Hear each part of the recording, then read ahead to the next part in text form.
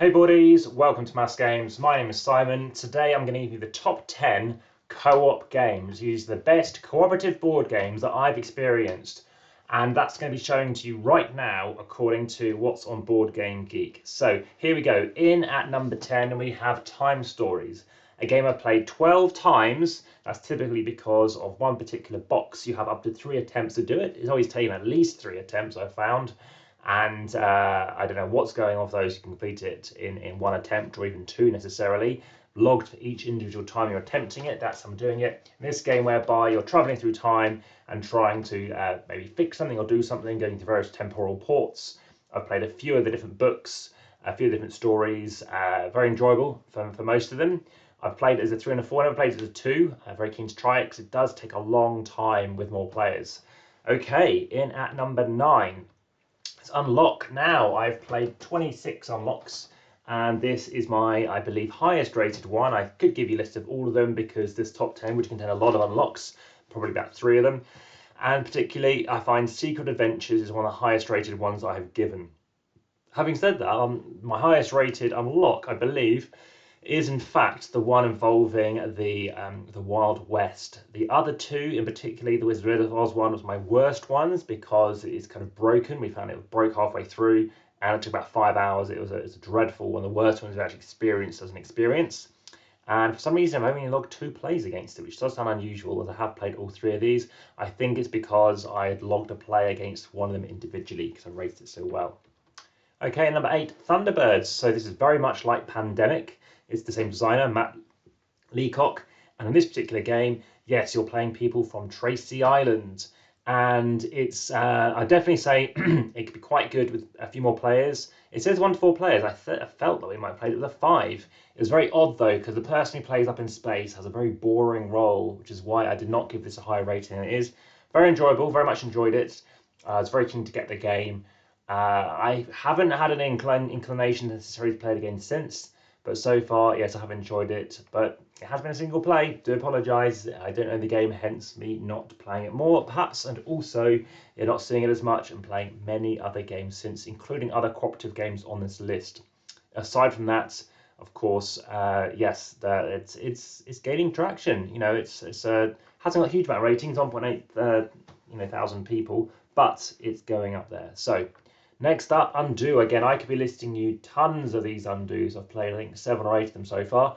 And you can see they're all on the channel. Of course, hit the playlist for cooperative board games. Of course, check out the setup plan review. Check out the family weight games. Check out cooperative games. And, of course, check out the description where you can support the channel via Patreon. And, of course, follow via Instagram with over 2,200 photos.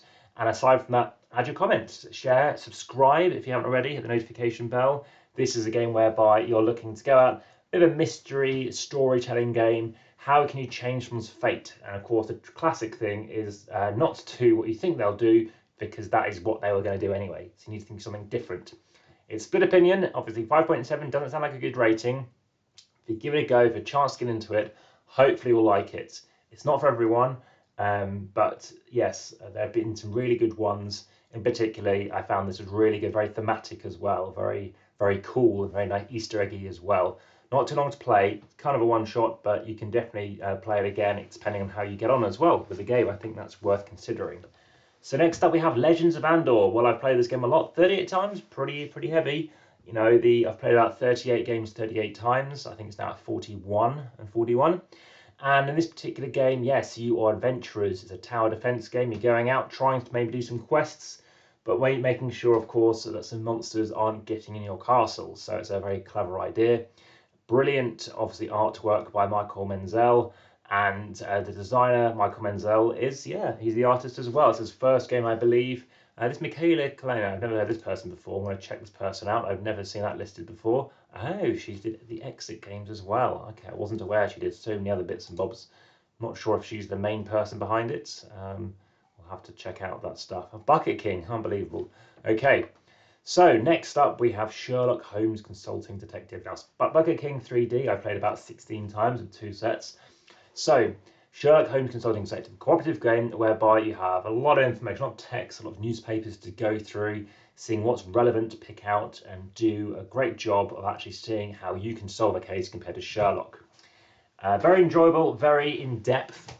You definitely want to play the cases consecutively as close as you can to each other so you don't forget stuff. That's very easy to do. And there's a lot of stuff, a lot of red herrings as well, potentially. Very interesting. In one game of the year, I highly recommend it. It's really interesting. It's not for everyone, again, because there's so much text, a lot to memorize, a lot to potentially write down and never need. So it's very interestingly placed. But no, if you like Undo and you like Sherlock Holmes, you'll find this very interesting. Next up, we have Codenames. This is the controversial one because it's cooperative, as you're working either obviously somebody else on your side.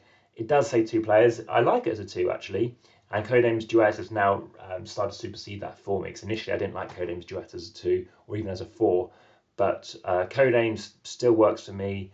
Obviously, you're working in teams to try and get information to your partner who's the other side of the table, hence it's cooperative. And I love the game. It's very good, and I have got to hit this particular game in this list because it's different to the others. It's very thinky because you think of words and how do you make sure that they understand what you're talking about, maybe measuring it as well. And also another SPIEL.digital winning game. Fortunately, Port Royal is not a SPIEL.digital winning game, unfortunately. I think it's one of the greatest tragedies in board games, most overlooked game. Push your luck game.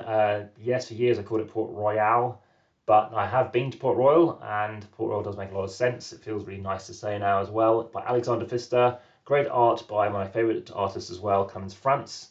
And yeah, there's lots of different versions of this game that I've played, but there is a cooperative version. So I've listed it as Port Royal, but in particular, it's the cooperative one called The Adventure Begins, and that's the game where you're working cooperatively to get certain things, certain tasks, working together. You can do it solo, but I've got the German version. I've only played it multiplayer so far. I'm playing it cooperatively to fulfill certain tasks in a certain amount of times or basically turns. So enjoyable cooperative game there. So by all means check that out. Let me know your thoughts are again in the comments. And next up we have Aeon's End. So this is a game I played 33 times. Go back to Port Royal 118.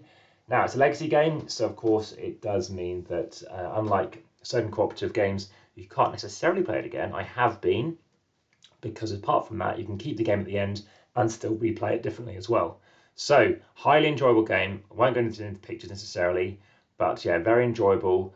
It's a really cool cooperative game. Very much enjoy the tightness of it and how you can win and lose at it. And it's very good at making sure you're constantly on edge, constantly in peril as to we're so weak against this monster and stuff. As they get stronger, you get stronger. You're going to pick what you want to upgrade as well. Great narrative as well. Great cooperative game. Highly recommend it. And of course, there is another game which is called Aeon's End Outcasts, which I could have had in this as well, but I left it as one per kind of series. And in at number 1, we have Pandemic Legacy Season 2.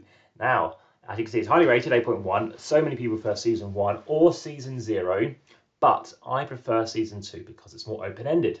I like the fact that you can draw lines across the map and you can go wherever you like as per the initial map shown here. You can go wherever you like. I can choose if I want to draw a line here and go all the way up there or wherever it might be subject to the rules.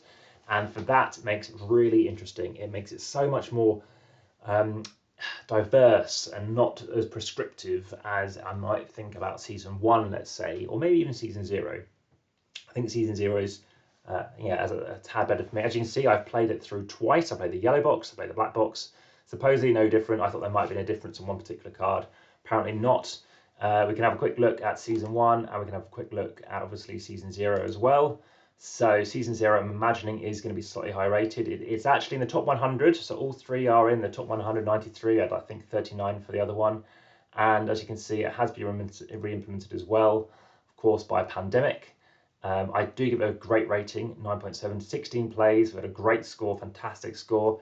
Really got to thank my cooperative gaming partner for that, who did a great job. He's great at Sherlock Holmes Consulting Detective as well. So yeah, highly rate that, as I said, and he's very good at that.